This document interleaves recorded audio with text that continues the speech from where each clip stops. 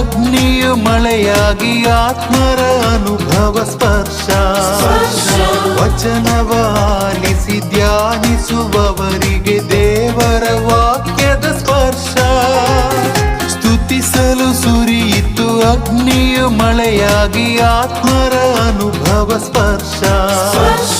ವಚನವ ಆಲಿಸಿ ಧ್ಯಾನಿಸುವವರಿಗೆ ದೇವರ ವಾಕ್ಯದ ಸ್ಪರ್ಶ.